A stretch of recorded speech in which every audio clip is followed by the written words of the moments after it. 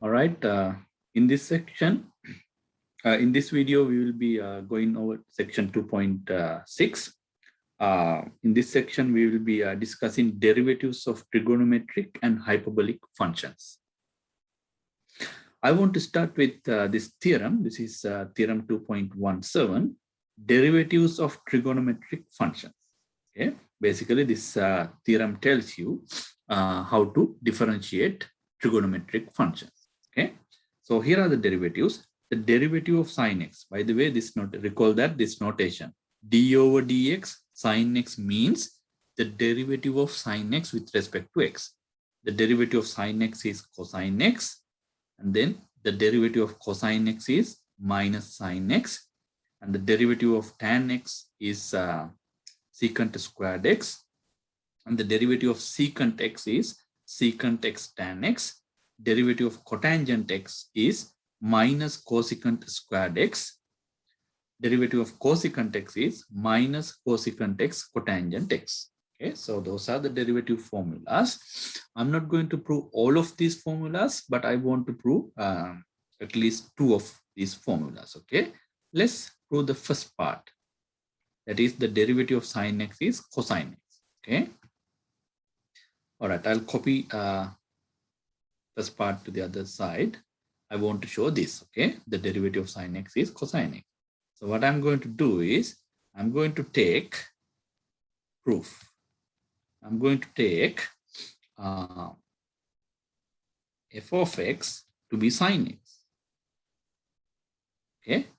And then at the end of the day, I want to show that f prime of x is cosine x. That's what I want to show, because I want to show that the derivative of sine x is cosine x. That means I want to show that f prime of x is cosine x. Okay, let's see whether we can show this. Okay.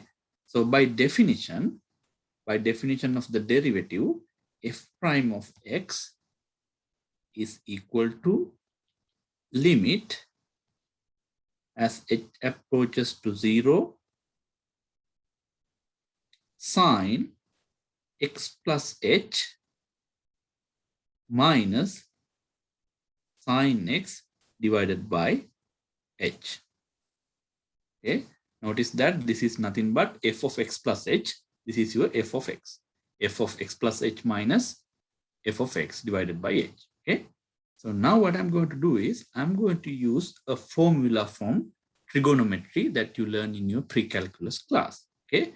I'm going to use sine c minus sine d formula to simplify this top expression. Okay. Sine c minus sine d is equal to 2 cosine c plus d over 2 times sine c minus d over 2. Okay. So this is the formula. All right, I'm going to apply that formula here.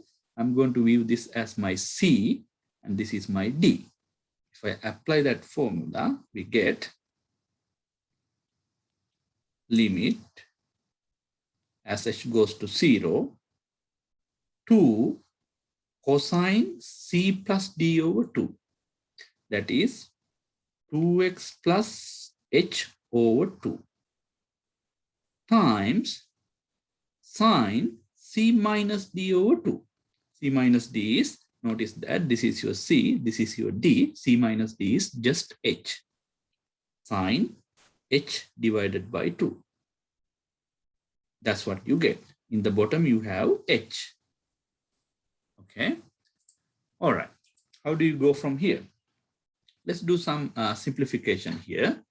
This is equal to limit h approaches to 0, 2 times cosine x plus h over 2, because I can divide this individual term by 2, then you get x plus h over 2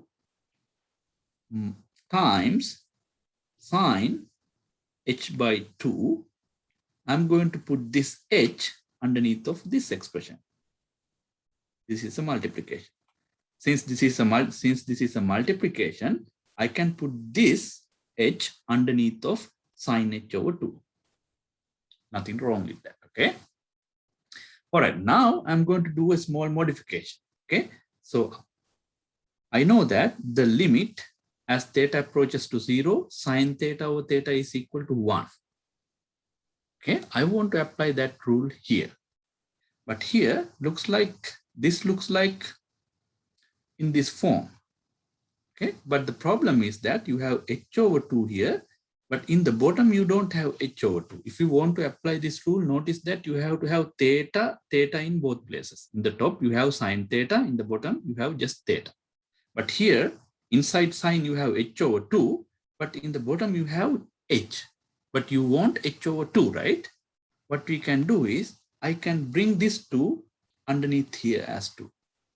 Okay, just if you simplify this, you will get your 2 back here. Okay, so next step, I'm going to take that 2 to the bottom. Limit as h goes to 0, cosine x plus h over 2 times sine h over 2 divided by h over 2. I brought this 2 to the bottom over here. But if you simplify this using the reciprocal rule, you will get this expression back. I just rearranged the terms. Okay, that's all I did.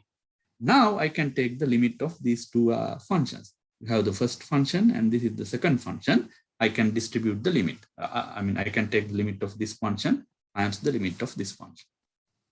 So if you take the limit of the first function, let me first write it. Limit as h goes to 0, cosine x plus h over 2 times limit as h goes to 0, sine h over 2 divided by h over 2. This is equal to, notice that as h goes to 0, this part will be 0. That means you get cosine x. That is cosine x times the limit of this expression is 1 as h goes to 0, because this looks like a theta and theta here. Okay, the limit as theta goes to 0, sine theta over theta is equal to 1. Notice that here h goes to 0. H goes to 0 means h over 2 also goes to 0. So this limit has to be 1.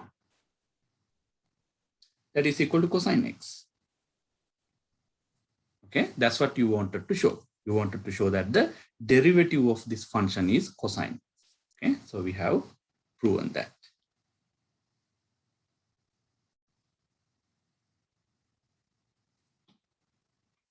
Let me move this a little bit.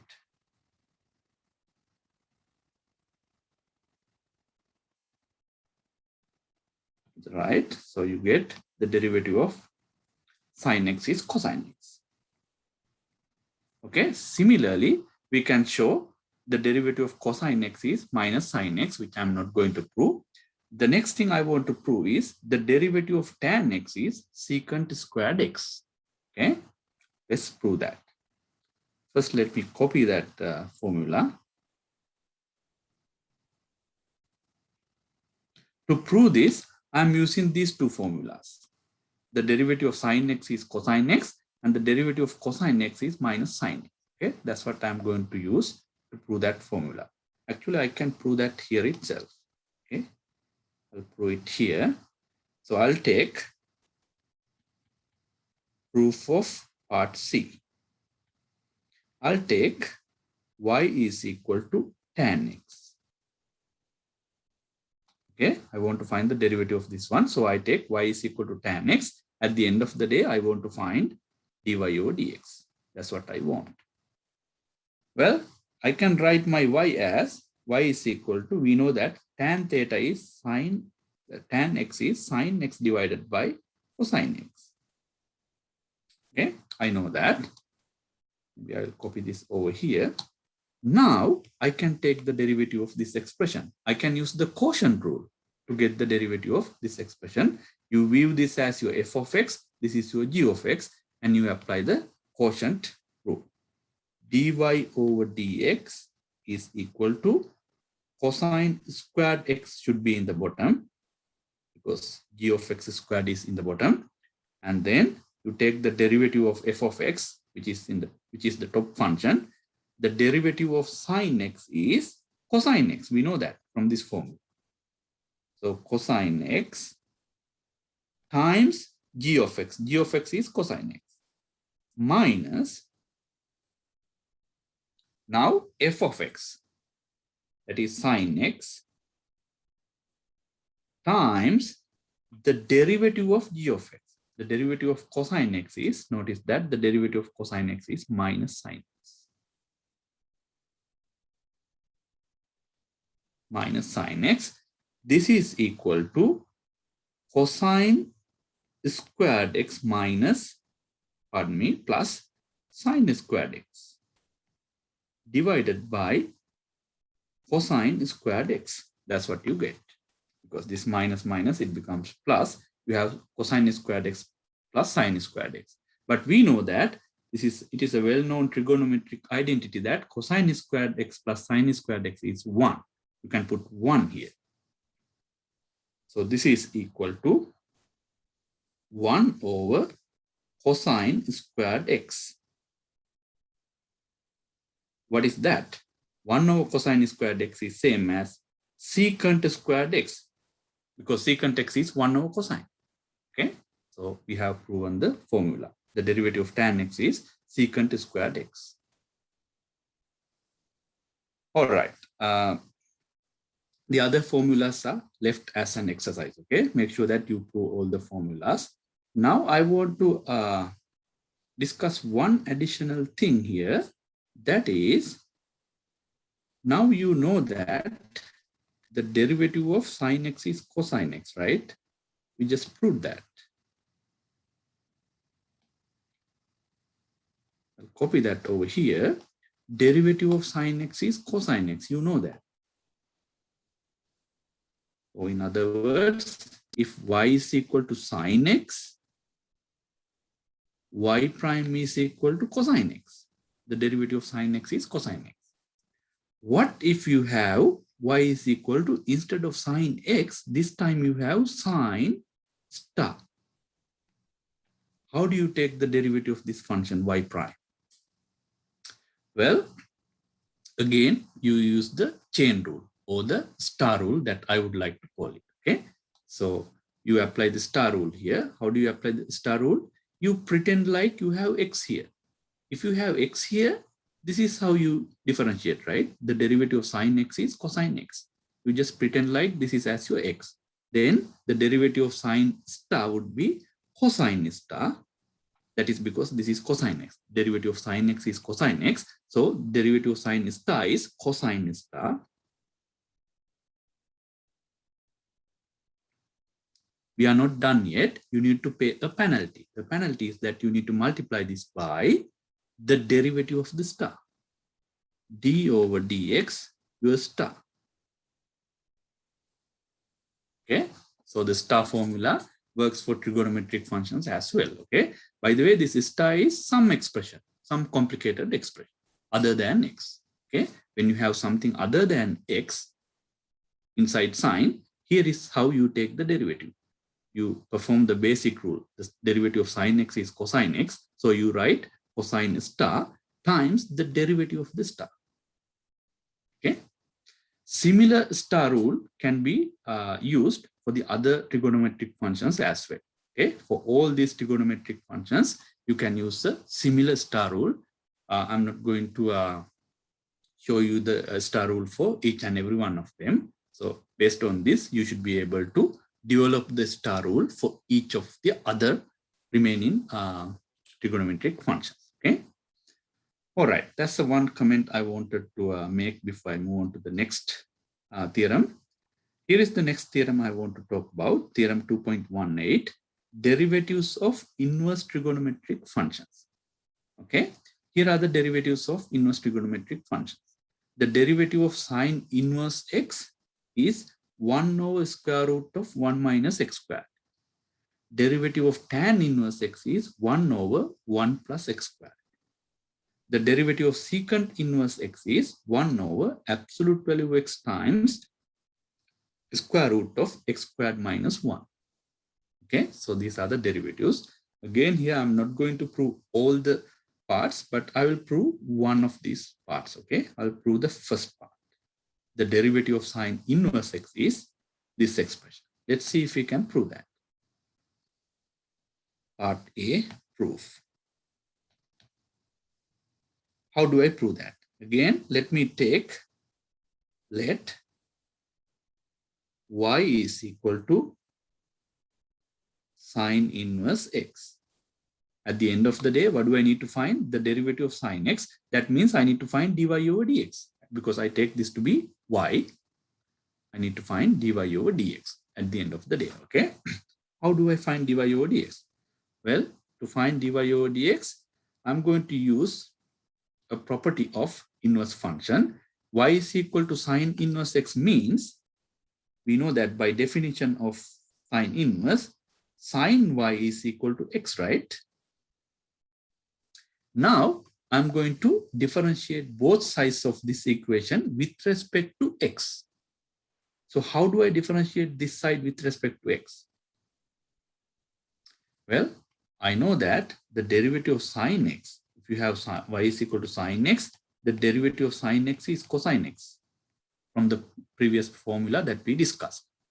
I know derivative of sine x is cosine x, but here I don't have x, I have y there. That means you need to view this as your star. Okay, so you have to apply the star rule. So the derivative of sine y would be cosine y times the derivative of the star. Derivative of the star is dy over dx. Your star is y. Derivative of y is dy over dx is equal to derivative of x is just 1. So there you find your dy over dx. Your dy over dx is equal to 1 over cosine y. But we know that 1 over cosine y is 1 over 1 minus sine squared y, the square root of 1 minus sine squared y. Why is this true? How is this equal to square root of 1 minus y squared? Notice that we have this identity. Sine squared y plus cosine squared y is equal to 1. From this identity, we see that if you move this sine squared y to the other side, you get cosine squared y is equal to 1 minus sine squared y. To find cosine y, you take the square root of both sides, then you get cosine y is equal to square root of 1 minus sine squared y. But when I take the square root, I'm supposed to put plus or minus, right? But I put plus there. Why is that? That is because notice that you have y here, right? But I know that my y is sine inverse x.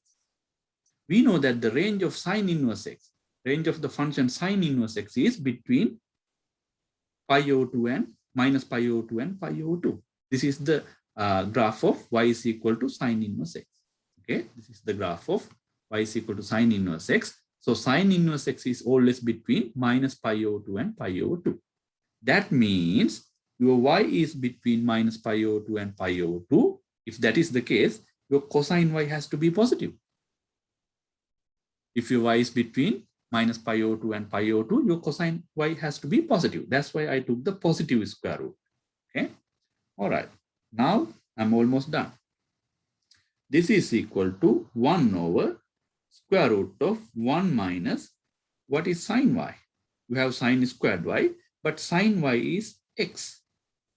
You can put x there, so you get x squared. Okay, so that's what we wanted to prove. The derivative of sine inverse x is 1 over square root of 1 minus x squared. That's what we have established here. All right, let's move on and make sure that you prove the other formulas, okay? They are very similar to what we used in the first proof. All right, let's move on. Okay, now let's work on some examples. Okay, find the derivatives of each of the following functions. Let's start with the first part. A, you have f of x is equal to tan x divided by x squared plus 1. How do you take the derivative of that? F prime of x is equal to, you're going to use the quotient rule, right? Clearly the quotient rule. You can view this as g of x and this as f of x. Let me actually circle it and write. This is your f of x, top function. This is your g of x. Okay, so how do you take the derivative? You write g of x squared in the bottom. That is x squared plus 1 squared. And then the derivative of f of x. The derivative of tan x is secant squared x. Secant squared x times g of x. G of x is x squared plus 1. And then in the middle you have minus sign. Next term should be f of x times g prime of x. Okay, f of x is tan x times g prime of x, the derivative of your bottom, that is 2x. Done. This is the derivative. Okay, so we are done with the first part. Let's move on to the second part. All right, how do you do the second part? In the second part, your f of x is 2x times sine inverse 3x plus 1. Okay, how do you handle this one? Before I handle this one, let me make another observation here.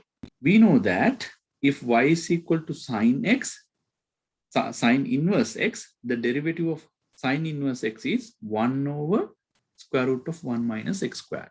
Okay, a similar star rule can be developed here as well. Let me quickly show it to you. Here is what we know. If y is equal to sine inverse x, y prime is equal to 1 over square root of 1 minus x squared. Now the question is, in place of x, what if you have a star?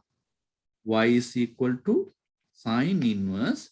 Now you have a star. How do you handle this one? Well, we play the same game that we have been playing so far for the star rule, right? We pretend like this is your x. Okay, pretending like this is your x, you apply this basic rule. So it should be y prime should be 1 over square root of 1 minus star squared.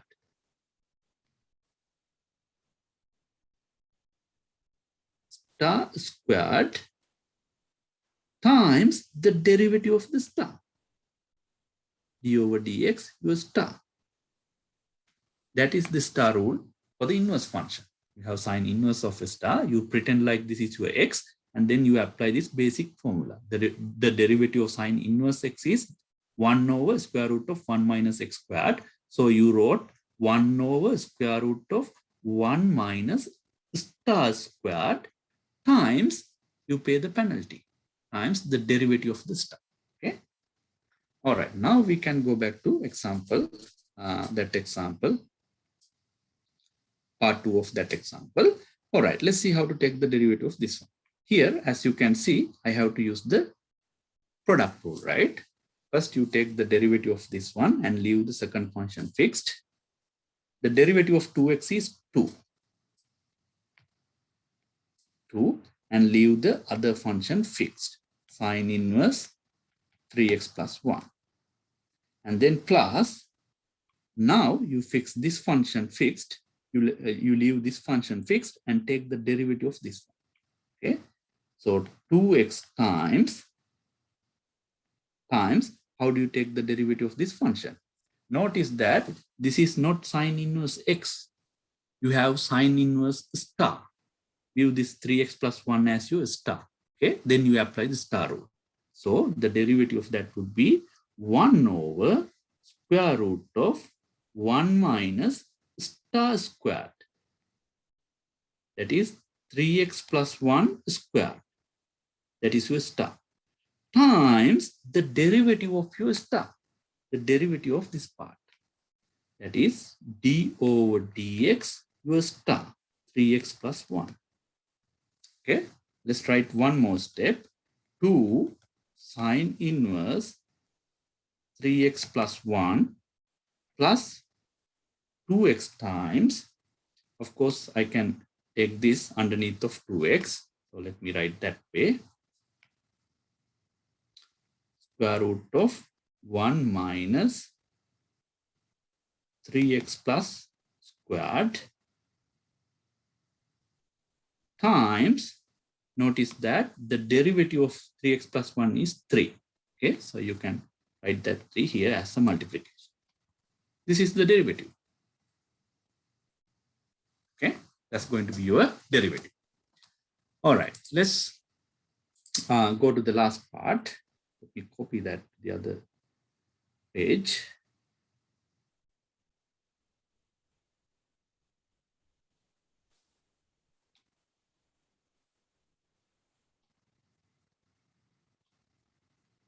Okay, how do you take the derivative of this function?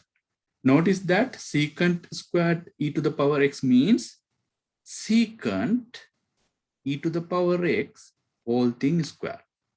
Okay, that's what we mean by putting a square here. That means secant e to the power x whole thing square. Let me actually write it here. Maybe I'll move this over here. Secant squared e to the power x means secant e to the power x whole thing square. Okay. Now, how do you take the derivative of f of x? F prime of x is equal to, notice that first you need to apply the power rule, right? When you apply the power rule, here you don't have your x there. Okay, if you have x here, your life is easy, right? If you have x here, it is just x squared. The derivative of x squared is 2x, right? But you have, instead of x, you have now a star there. So you have to apply the star rule, okay? If someone doesn't remember the star rule for the power rule, you can go back to section 2.4, pardon me, and look at it. So when you take the derivative, so you have to apply the star rule 2 times secant e to the x to the power 1 times the derivative of your star. Notice that this is your star. The derivative of that star is d over dx secant e to the power x.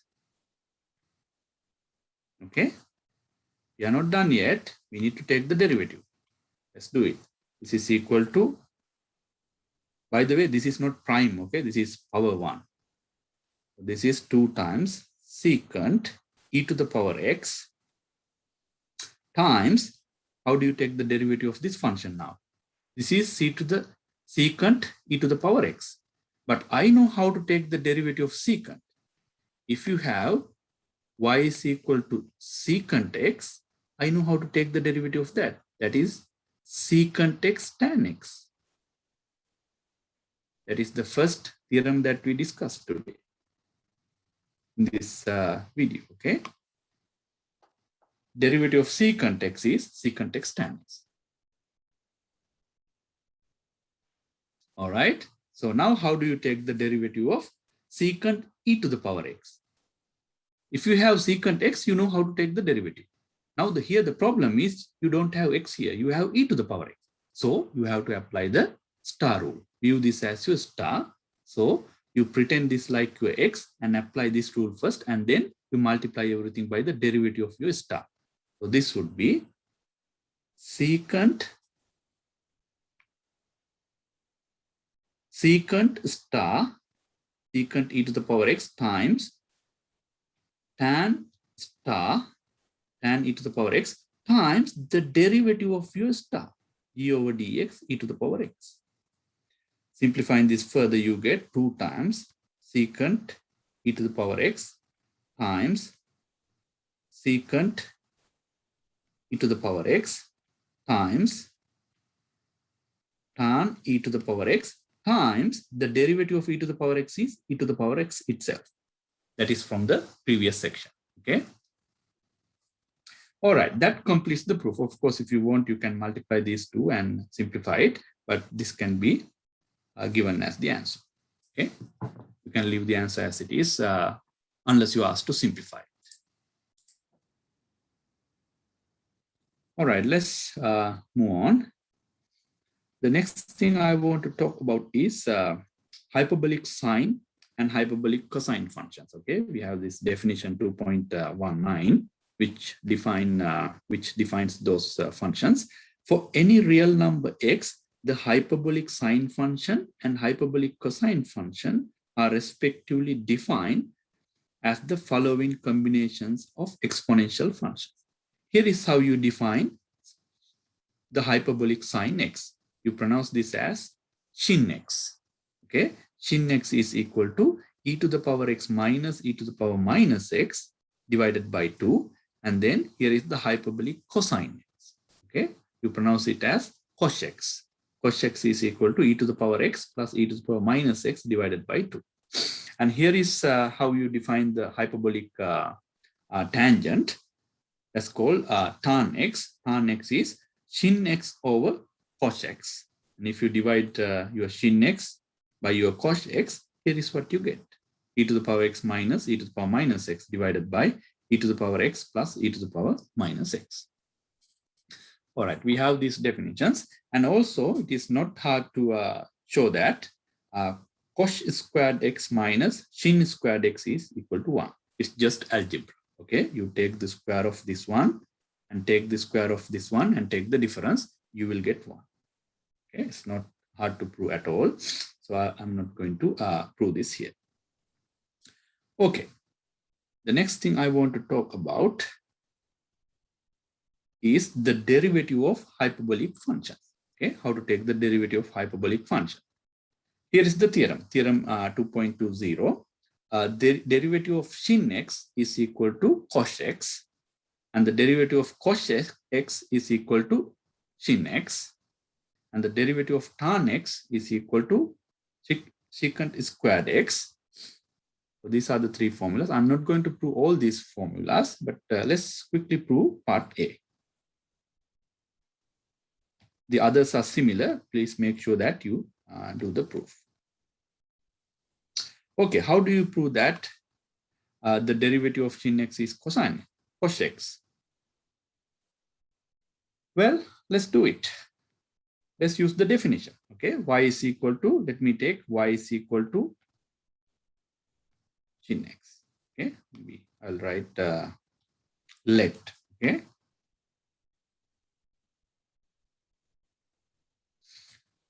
If I take y is equal to sin x, I need to show that dy over dx is equal to cos x. That's what I wanted to, I want to prove here. Okay.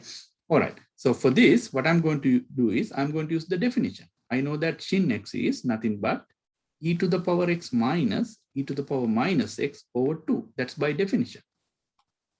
That's how we defined sin x. So this is my sin x. Now I take the derivative. By the way, this can be written as e to the power x divided by 2 minus e to the power minus x divided by 2. You can put 2 underneath of each individual term. Now I'm ready to take the derivative. Now let me find dy over dx. Dy over dx is equal to, you take the derivative of this expression. The derivative of e to the power x over 2 is just e to the power x over 2. You can view this as 1/2 times e to the power x. 1/2 is a constant. The derivative of e to the power x is e to the power x itself. So you get e to the power x over 2. And if you take the derivative of the second term, you get minus times minus e to the power minus x over 2. You are applying the chain rule there. Okay. Here, view this as, by the way, here again, you can pull this 1/2 out. You get minus 1/2 in front. And the derivative of e to the power minus x is minus times e to the power minus x. That's how you get this minus sign. Simplifying this, you get e to the power x over 2 plus e to the power minus x over 2. This is nothing but e to the power x plus e to the power minus x divided by 2, which is cos x. That's what we wanted to prove. The derivative of sin x, that is dy over dx. I took my sin x to be y. So I showed that dy over dx is cos x. Okay, that's what I wanted to prove. The derivative of sin x is equal to cos x. All right, that completes the proof of the first part, and I'm going to leave the proof of the other two parts as an exercise. Okay. All right, let's do some examples now. Find the derivatives of each of the following functions. Okay, let's work on the first part here. How do you find the derivative of this function? First of all, again, let me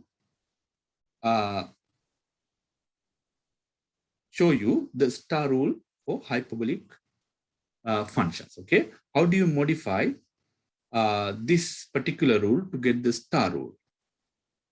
You know the derivative of, if we have y is equal to sin x, you just learn that the derivative of that y prime is equal to cos x, right?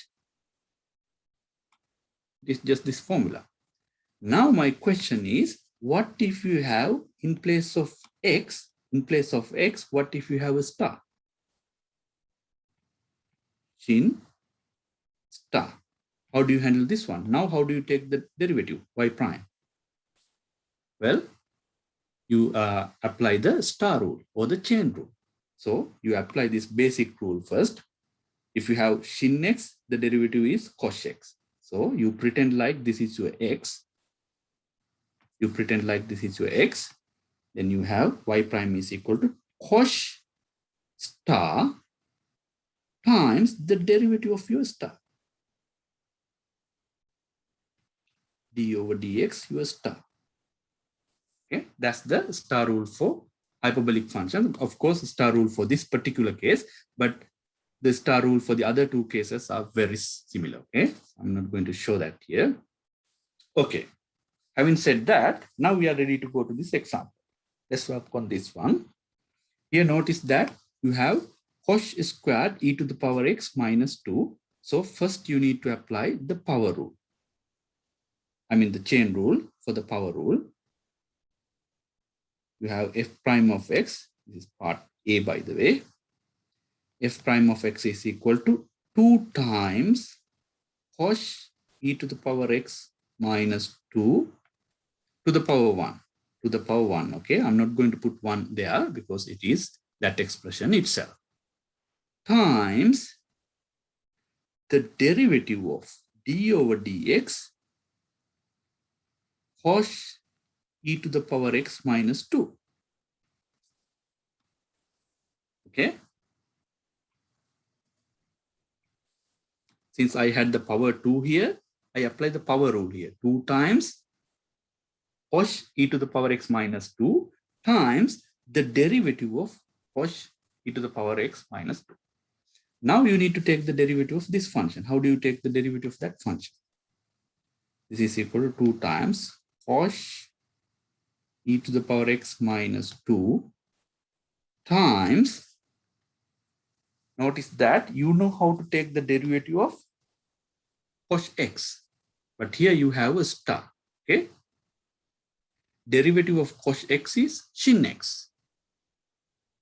Here you have a star, it's not x. So in that case, you have to apply the star rule, okay? So this would be sin your star e to the power x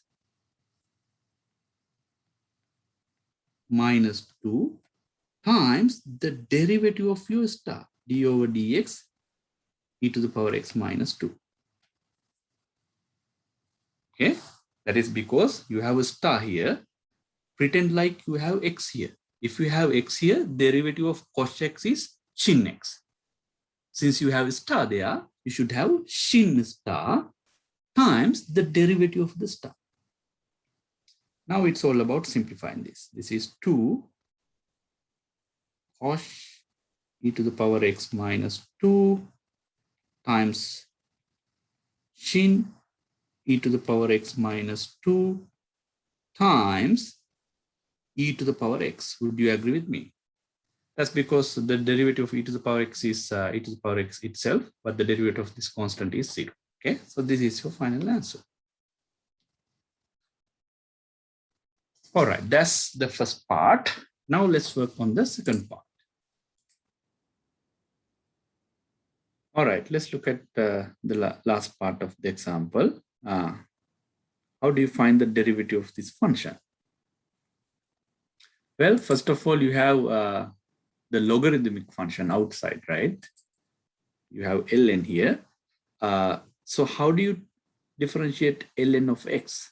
We know the basic rule. The derivative of ln of x is 1 over x, right? Here the problem is I don't have x. I have some complicated expression which I call my star. Okay. So how do you take the derivative of this one? F prime of x is equal to 1 over star times, because just pretend like this is your x. If this was your x, it is 1 over x, right? So you should have 1 over star. That thing is my x, that whole thing, 1 over star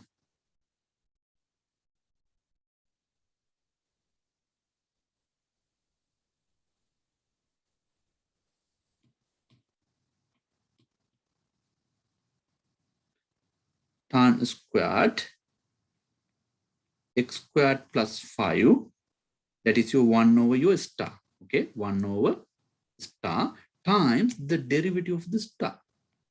Derivative of your star, d over dx, tan squared x squared plus 5. Okay, now you need to find the derivative of this function. So your f prime of x, I'll write f prime of x over here, is equal to 1 over tan squared x squared plus 5 times, how do you take the derivative of this function now? Notice that you have a power here. What does this mean? That means tan x squared plus 5 whole thing to the power 2. That's what this means. This means tan x squared plus 5 whole thing to the power 2. So clearly, I'm going to have to use the chain rule again. Okay, so I'm using the chain rule or the star rule when you have the power. The star rule when we have a power. If you have just x here, you know that the derivative of that would be 2x. But since you have a star here, you apply the star rule. That would be 2 times tan x squared plus 5 times the derivative of your star. Your star in this case is this expression. Okay, so that is the derivative of star, d over dx tan x squared plus 5. Okay, so let's find the derivative of this function now. This is equal to tan squared x squared plus 5 times 2 times, maybe I will move this little bit to the left,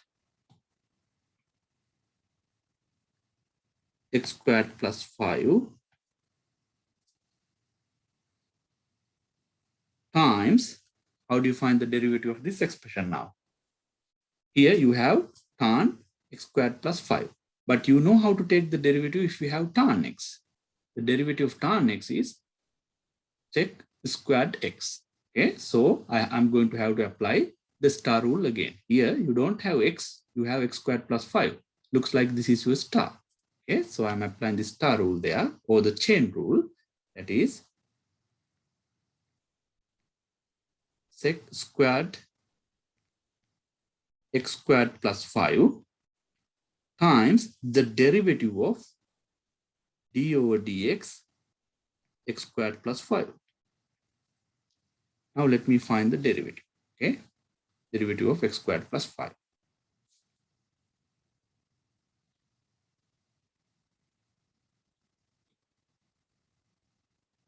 Here we go. I want to find the derivative of x squared plus 5,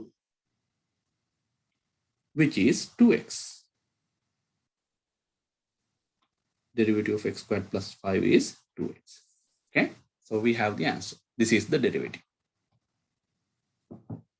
All right.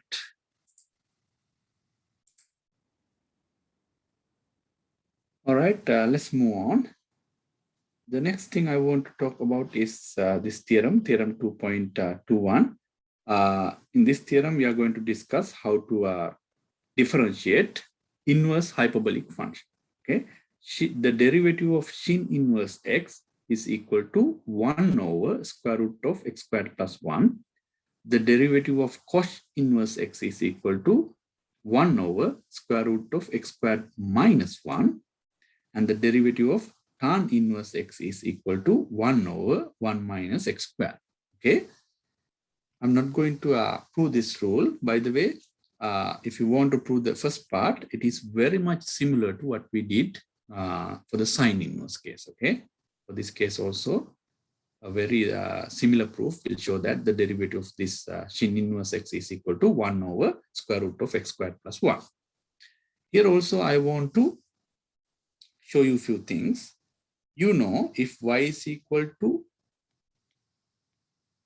sin inverse x, then you know the derivative y prime is equal to 1 over x squared plus 1, square root of x squared plus 1.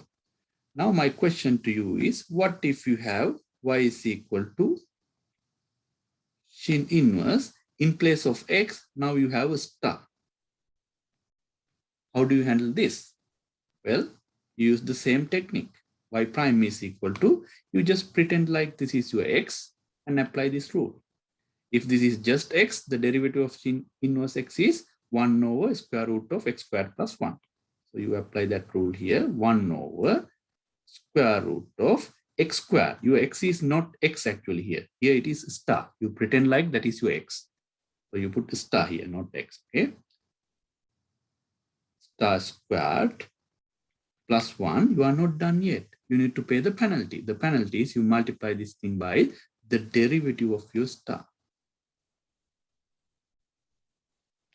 Again, what do you mean by star? Star means some expression other than x. Of course, if you have x here, it is just this rule. If you have something other than x, you apply this star rule. All right, having said that, we will quickly work on these two examples.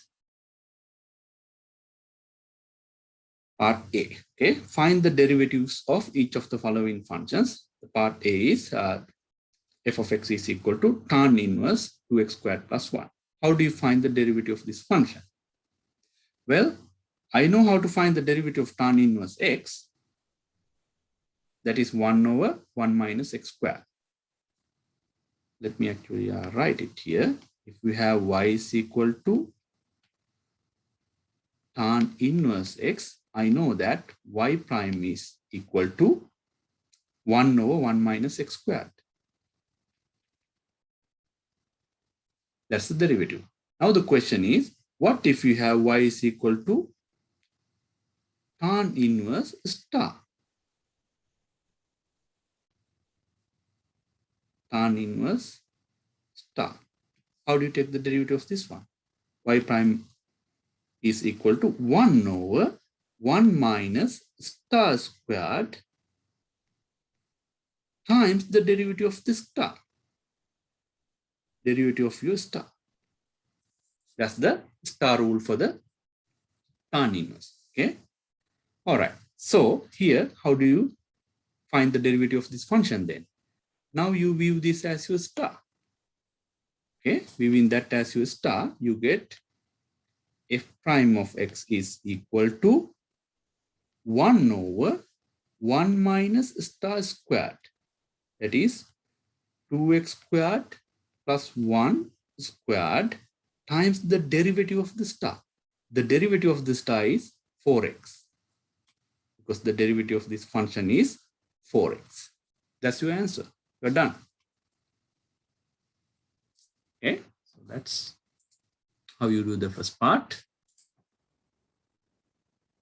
All right, let's work on the second part, part B. You are given f of x is equal to this particular function. How do you take the derivative of this function? Well, notice that you have a square root, first of all. Square root means to the power 1/2, right? This piece is nothing but, write it here, cos inverse e to the power 3x whole thing to the power 1/2. Now I'm going to apply to find the derivative, I'm going to apply the star rule again. F prime of x is equal to, how do you take the derivative of this expression? Notice that your power is a number. Okay, so you pretend like you have x here. This whole thing is x. If this whole thing is x, you have x to the power 1/2, right? You know how to differentiate that. So you imitate what you do there. You imitate what you do when you differentiate x to the power 1/2. So that is 1/2 times your power comes to the front, cos inverse e to the 3x to the power 1/2 minus 1, which is minus 1/2. Okay, 1/2 minus 1 is minus 1. You are not done. You have to multiply this by the derivative of your star. D over dx, here is your star. You pretended like this whole thing is x, right? That's how you get this expression. And you multiply everything by the derivative of your star. That means cos inverse e to the power 3x. All right, this is equal to 1/2 times. Let me actually copy this one. That would make my life easier.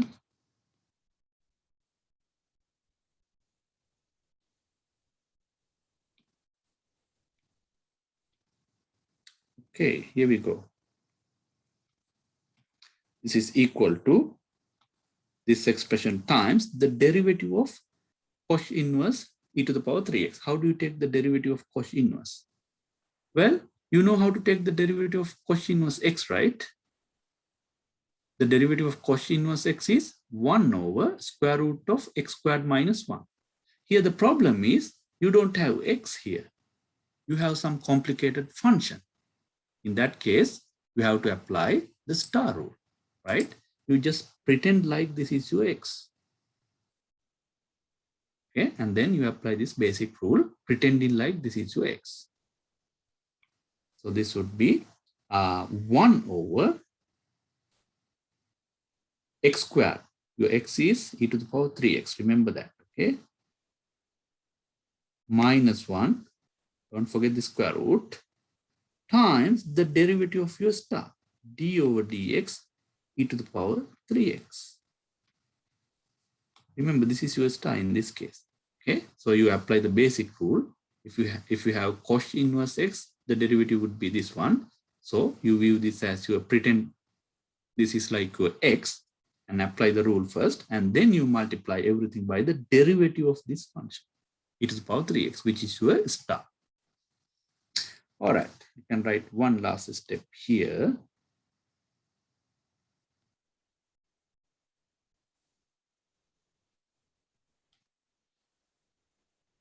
All right, I'll erase this one. I need the derivative of e to the power 3x. What is the derivative of e to the power 3x? That is e to the power 3x times 3. How did I get that? If you have e to the power x, you know how to differentiate that. That is e to the power x itself. So now you have e to the power star. So this is your star. So you apply the star rule. So the derivative should be e to the power star times the derivative of the star. Derivative of the star is 3. Derivative of 3x is 3. That's your derivative. Done. Okay.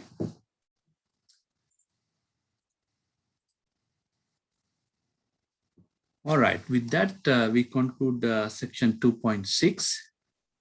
I'll stop there and I'll see you next time.